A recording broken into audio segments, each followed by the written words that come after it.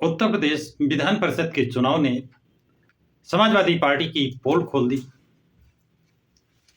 उत्तर प्रदेश में 10 एमएलसी का चुनाव होना था, जिसमें 7 सीटों के लिए भारतीय जनता पार्टी ने नामांकन कराया और 3 सीटों के लिए समाजवादी पार्टी ने नामांकन कराया।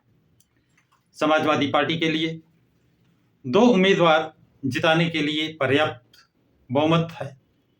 तीसरा कैंडिडेट जिताने के लिए इनके पास पर्याप्त बहुमत नहीं है। इनको वोट मैनेज करने होंगे। वो उम्मीद नहीं दिखाई देती है। भारतीय जनता पार्टी के पास 7 विधायक 7 एमएलसी जिताने के लिए पर्याप्त है। इसके अतिरिक्त 27 वोट अतिरिक्त हैं। उन्होंने 8वां कैंडिडेट खड़ा नहीं किया।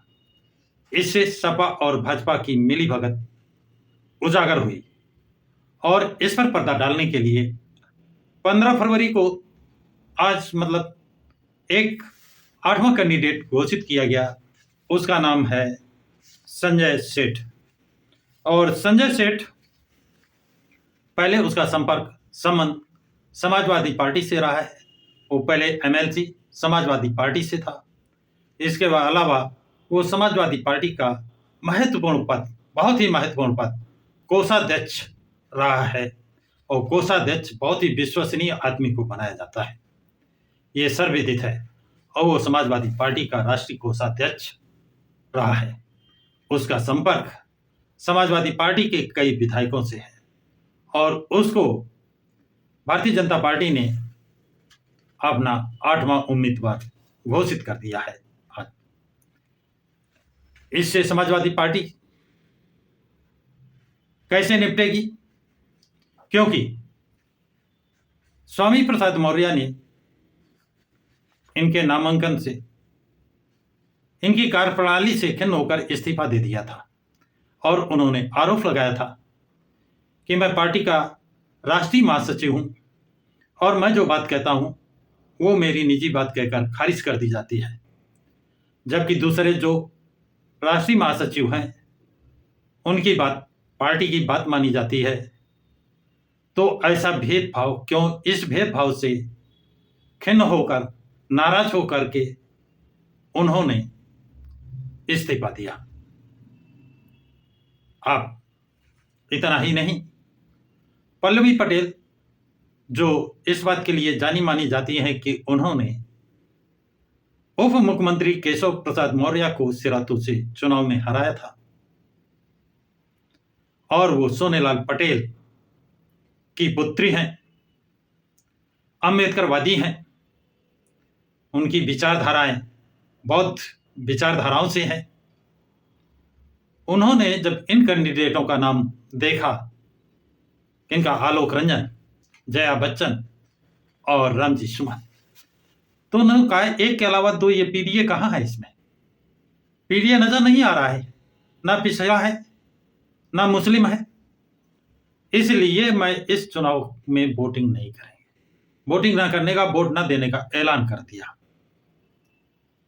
ये भी समाजवादी पार्टी के लिए एक बड़ी मुसीबत बन गया। एक समाजवादी पार्टी का कद्दावर नेता जिसका जनसंपर्क है, उसके बिगड़े बोल समाजवादी पार्टी के लिए मुसीबत ही मुसीबत। इतना ही नहीं, रामपुर के आजम खान ने सवाल उठा दिया कि मैंने कहा था कि रामपुर की पूर्व चेयरमैन जो मुस्लिम समाज की है उनका नॉमिनेशन किया जाए, लेकिन मुस्लिम समाज के 32 विधायक इस समय वर्तमान में समाजवादी पार्टी में विधायक हैं, उनका वोट चाहिए, लेकिन उन मुस्लिम समाज का कोई व्यक्ति नामित नहीं किया गया, जिसका मुस्लिम समाज में गहरा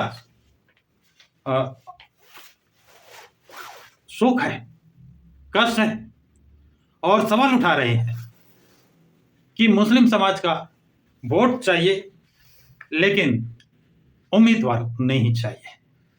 इतना ही नहीं, अब लोग ये कहते सुने जा रहे हैं कि अशरफ खान जहां से चुनाव लड़ रहा था वहां से भारतीय जनता पार्टी ने अशरफ खान के विरोध में एक यादव उम्मीदवार उतार दिया, जिसके कारण यादव ने पार्टी न देख करके, बिरादरी देखकर, यादव को वोट देकर भारतीय जनता पार्टी के यादव उम्मीदवार को जिताने का काम किया और समाजवादी पार्टी का मुस्लिम उम्मीदवार अशरफ खान को चुनाव हराने का काम किया। अशरफ खान चुनाव हार गए। इस पर भी मुस्लिम समाज सवाल उठा रहा है और समाजवादी पार्टी से दूरियां बना रहा है। ये चर्चा का विषय बना हुआ है। ये वक्त बताएगा, चुनाव के समय। अब यदि इसमें कोई नॉमिनेशन वापस नहीं होता है तो चुनाव होना निश्चित है और चुनाव होगा तो रामजी लाल सुमन का जीतना नामुमकिन लगता है। तो पीडीए का ना इसमें कोई पिछड़ा जीता होगा, ना कोई दलित होगा, ना कोई मुस्लिम होगा। तो ये है समाजवादी पार्टी का, अखिलेश यादव का पीडीए कहा गया चरित्र उजागर हुआ। जो पल्लवी पटेल ने जिस बात पर नाराजगी जाहिर की, पल्लवी पटेल की 100% बात सत्य प्रतीत हो रही है और ये देखकर पल्लवी पटेल के सवाल उठाने पर मुस्लिम समाज भी चौकन्ना हुआ है और उसने भी सवाल उठा दिए कि वोट हमारा और काम तुम्हारा, राज तुम्हारा नहीं चलेगा। इसलिए आजम खान ने कहा कि मैंने तो कहा था आजमगढ़ की पूर्व चेयरमैन को टिकट दे दो, वो भी अखिलेश ने नहीं दिया। तो सिर्फ वोट चाहिए, हमारा प्रतिनिधित्व तो नहीं चाहिए। ये एक विचारणीय प्रश्न है। तो साथियों, ये जानकारी आप लोगों को कैसी लगी कमेंट्स बॉक्स में जरूर लिखें तथा इस वीडियो को लाइक, शेयर, सब्सक्राइब जरूर करें।